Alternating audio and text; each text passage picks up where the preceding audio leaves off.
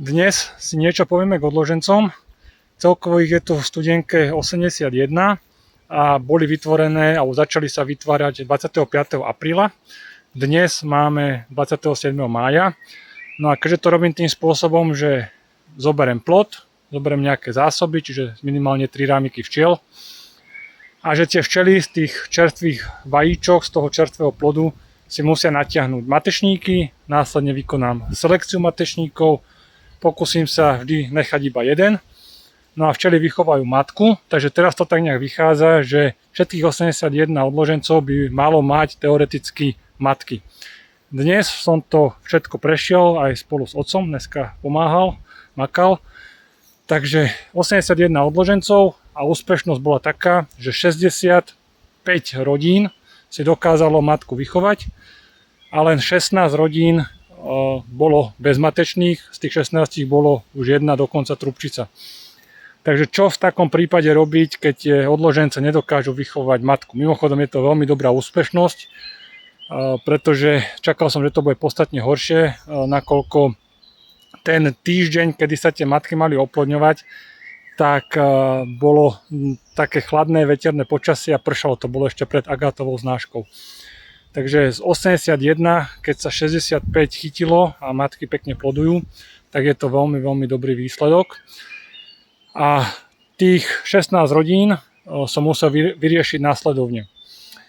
Do každého sa automaticky pridal rámik plodu spolu so včelami, celkovo tu mám ešte ďalších 8 rodín, z ktorých som vedel zobrať plod. Tu na tieto ležany, tak z jedného ležanu som dokonca zobral 7 rámikov plodu. Ešte tam 4 rámiky ostali, takže tým včelám som mohol pustiť žilou. Jediný zmysel tých včiel, týchto ležanov, ktoré tu máme, je vlastne pre tento účel.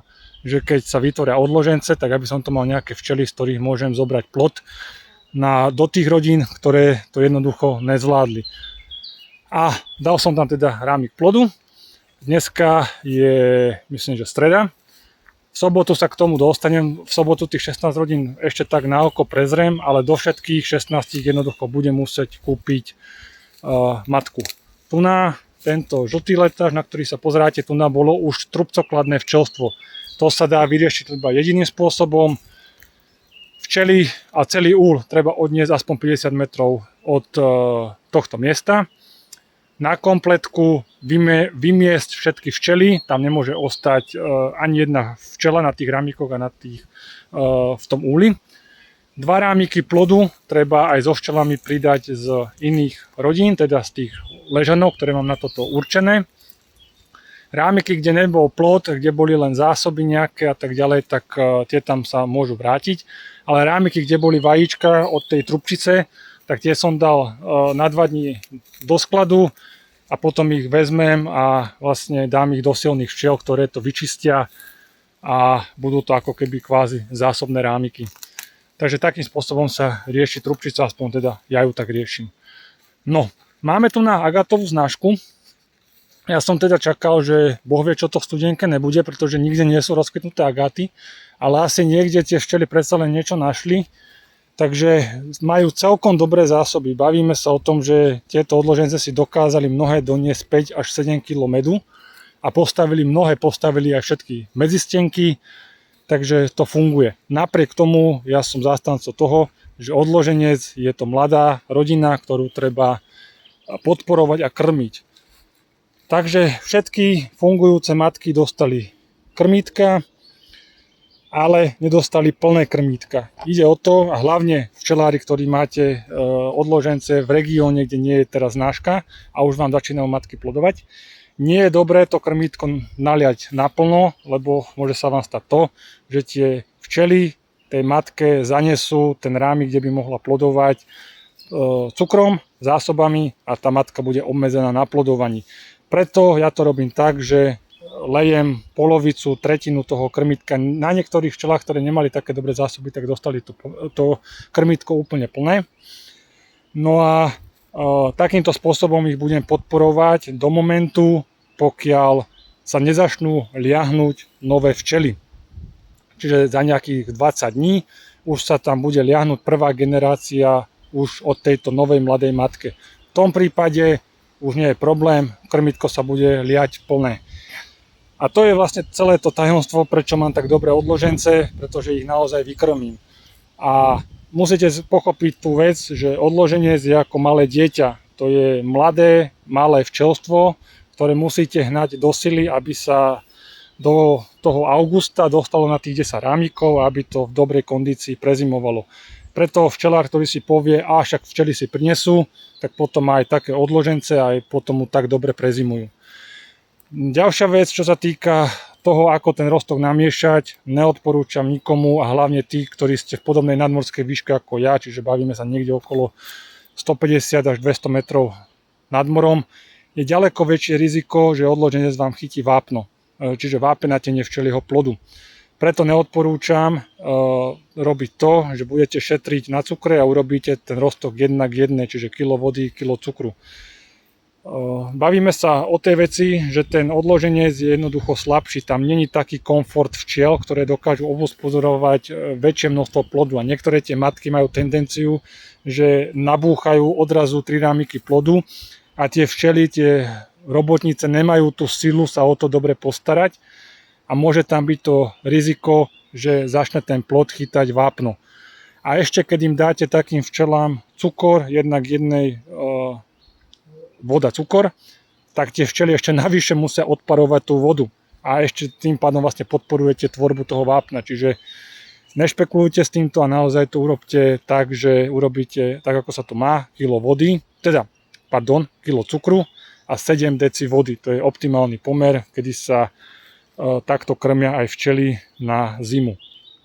No a potom už len v mojom prípade to bude o tom, že včely jedenkrát preliečím v júni, preliečí sa v júli, to mi teraz nepíšte čím, ešte presne neviem, to sa ešte budem rozhodovať, ale liečiť včely každopádne budem až v momente, kedy sa tam seriózne začnú vo veľkom liahnuť nové mladé včely. No a potom urobím nejaké liečenie, ale ja som tieto odložence vytváral z preliečených včiel, z veľkých silných preliečených včiel a teraz tam vlastne bola plodová pauza, takže toho klieštika tam jednoducho v tejto chvíli nie je v týchto úloh. Ale odložence sa samozrejme musia takisto liečiť, alebo aspoň ja to tak robím, aby som ich mal naozaj v dobrej kondícii a zdravé. Zajtra a ďalšie dni ma čakajú odložence v Stupave. Tam ich mám, je ich tam asi v tejto chvíli už 150, ale v tej prvej várke sa ich myslím, že spravilo iba nejakých 40 alebo 50 kusov na tej včelnici, takže to bude musieť prejsť nasledujúce dni. Ale toho sa už až tak nebojím, pretože viem, že za chrbtom na tej včelnici mám ďalších 220 silných rodín a keby som tam mal akýkoľvek problém, tak jednoducho tam napraskam plodu z tých silných včiel. Ale tu na to bolo také, že či to vôbec vyjde z tých ležanov, ktoré tu na to máme určené. A nakoniec to teda vyšlo, že do každého včelstva, ktoré potrebovalo dostať plod, tak mal som tu na ten materiál. Keby som nemal, tak by som musel sa uchyliť k tomu, čomu som sa uchyliť nechcel, že by som musel zobrať jeden úl, napratať ho 10 plodovými rámnikmi a preniesť to sem z tej včelnice. Ale tomu sa ja chcem vždy vyhnúť, pokiaľ sa dá, lebo nie som zástanca toho, aby sa nosil plod z jednej včelnice na druhú hore-dole. Ale v krajnej situácii, keby som nemal iné riešenie, tak by som to musel spraviť takto. A prakticky, pokiaľ v útorok, budúci týždeň sem vložím tých 16 matiek a o nejaké 4-5 dní to otvorím, tie matky budú pravdepodobne so 100% istotou asi všetky prijaté, lebo tie včely nemajú inú možnosť ako vychovať matku, keďže v tom čase, keď to tam budem dávať, tak ten čerstvý plod, ktorý tam je dnes, už nebude vhodný na chov matečníkov a tie matečníky, ktoré si teraz vytvoria, tak ja vytrhám. To chcem ináč tiež povedať. Ja už potom nerobím to, že dám tam plod a včely vytvoria matečníky a znova by to mali ako ďalších 16 dní vychovávať tú matku. Nepovažujem to za správne, pretože tie včely, ktoré tam sú z toho prvého kola, tak tie už by boli také staré a tak zničené, že by nedokázali podľa mňa vychovať kvalitnú generáciu kvázi z toho druhého kola tej matky. Preto kupujem matky, alebo keby kto si chová, tak by tam tú matku mal už dať oplodnenú. No, takže takto nejak to nám funguje, čo sa týka odložencov. No a keď to vlastne všetko bude spravené, tak myslím, že do nejakého 10. júna mám celú včelnicu v studienke vyriešenú. a už sa to bude len krmiť. Ja to krmím tak, že zhruba každých 10 až 14 dní sa naleje jedno celé krmítko, to by malo vychádzať asi 4 alebo 5 krmítiek pred jeseným, alebo ja budem krmiť v auguste kvázi na zimu a potom tie včely dostanú ďalších asi 5-6 krmítiek. Minulý rok myslím, že do odložencov som dal celkovo 13 alebo 14 krmítiek cukru. Niekto povie veľa, niekto povie možno málo, skôr asi ľudia budú hovoriť, že veľa. No ale odložence za 180 € a v tejto chvíli tí včelári, ktorí ich kúpili, tak myslím si, že majú čo robiť, aby tie včely udržali v úli a mnohí mi píšete, že napraskané medníky medom. A to je vďaka tomu, že tie včely boli vykrmené a dobre liečené v minulom roku.